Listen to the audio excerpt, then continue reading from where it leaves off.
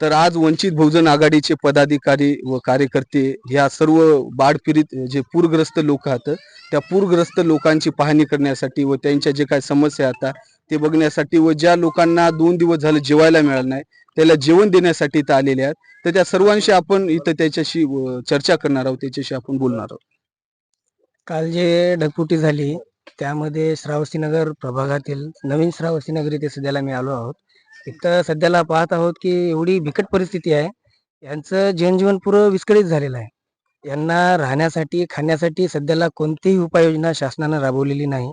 वंचित बहुजन आघाडीच्या माध्यमातून आम्ही आज थोडाफार मदतीचा हात म्हणून आमचे नेते प्रशांत हिंगोले यांच्या नेतृत्वामध्ये त्यांना काही जेवणाची व्यवस्था केली होती.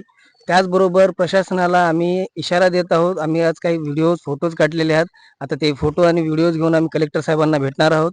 तात्काळ यांना अनुदान मिळण्याच्या अगोदर आपण काय उपाययोजना राबवू शकता ते लवकरात लवकर यांच्यासाठी राबवाव्यात अशी त्यांना आम्ही विनंती करणार आहोत. जर उपाययोजना नाही राबवल्या आजच्या तारखेमध्ये म्हणतोय आजच्या तारखेमध्ये जर उपाययोजना नाही राबवल्या तर आम्ही येत्या सोमवारी महानगरपालिकेवर कलेक्टर ऑफिसला घेराव घालून त्यांना जाब विचारणार की या लोकांसाठी तुम्ही काय केलं. या ढगफुटी झाली यांच्यासाठी पूर्वनियोजन आपण काय केला होता. हे वारंवार श्रावस्तीनगरमध्ये पूर येत असतो. यांच्यासाठी तुमच्याकडे कोणतीही यंत्रणा नसते. तर हेच आम्हाला विचारायचं आहे आणि आम्ही हे तुम्हाला येत्या सोमवारी आज जर आपण काही ऍक्शन नाही घेतलात तर सोमवारी कलेक्टर ऑफिसला येऊन आम्ही तुम्हाला जाब विचारू.